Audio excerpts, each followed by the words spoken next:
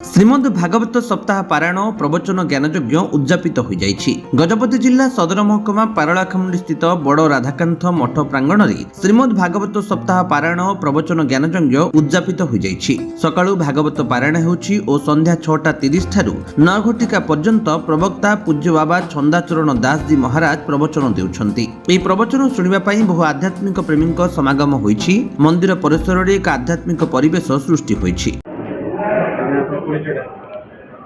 मो पुरी श्रीक्षेत्र धाम आसी मोर नाम छोट छंदाचरण दास।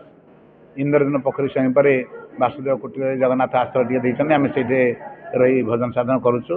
जिते जी भाई मैंने डाकी दौरान जा भागवत कथा दीपद कहबार सौभाग्य मिली भगवान कृपा करमको। हाँ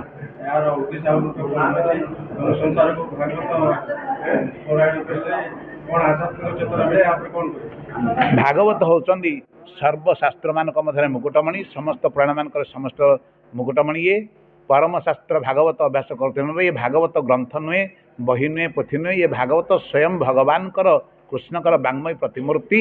अतः परम शास्त्र ये होचंदी अतः परम पुरुषंकर मुख निश्रुत वाणी जो लिपिबद्ध हुए कहते परम शास्त्र।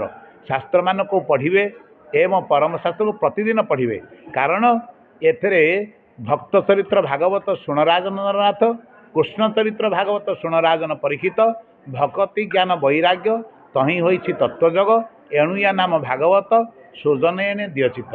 ये भवसागर को पार हवा निमित्त भागवत कथा होछि सुदृढ़ नौका। भागवत आश्रय ही ए भवसागर जीव उद्धार पाइब।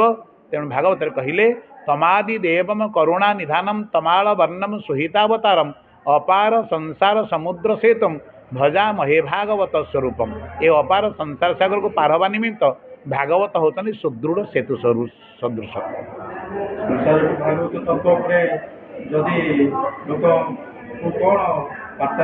अतएव संसार समस्त जनता मान को भागवत उद्घोषणा कहते ये संसार जेते सत्कर्म अच्छी सबुठु सर्वश्रेष्ठ सत्कर्म है भागवत कथा ज्ञान यज्ञ।